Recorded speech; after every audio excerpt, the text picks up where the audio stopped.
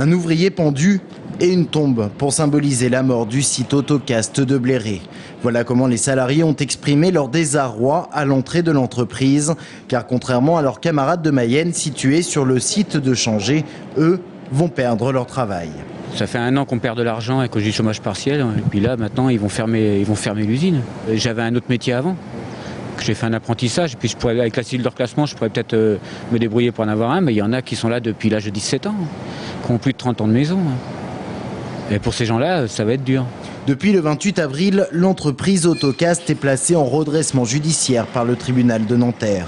Autocast, spécialisé dans la fonderie de pièces destinées principalement à l'industrie automobile, subit donc à son tour les conséquences de la crise.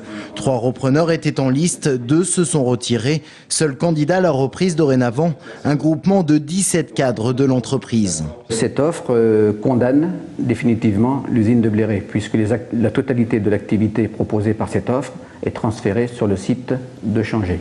Le site de Bléré compte 98 emplois. Pour ses salariés, le reclassement interne à l'entreprise semble bien impossible. C'est un nouveau coup dur pour ce bassin d'emploi qui n'est déjà pas épargné par la situation économique. Ça va être une catastrophe pour le reclassement puisque plus de 53% de l'effectif a plus de 50 ans. Donc c'est des gens qui ont pour la plupart travaillé qu'ici, qui connaissent le métier de la fonderie par cœur. Mais après, pour la suite, ça va être assez dur pour reclasser, même s'il va y avoir des dispositifs tels que la cellule de reclassement ou le CRP.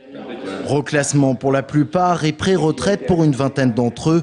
En outre, les délégués du personnel tentent d'inscrire une trentaine de salariés au plan amiante. Bien que bénéficiant de certains critères d'éligibilité, l'inscription y est bien incertaine. Mais si tel était le cas, les concernés auraient le droit d'anticiper leur retraite d'1 an pour 3 années travaillées. Ils en appellent donc aux politiques. La direction, quant à elle, attend le 16 juin prochain pour s'exprimer, le jour où le tribunal de Nanterre rendra sa décision.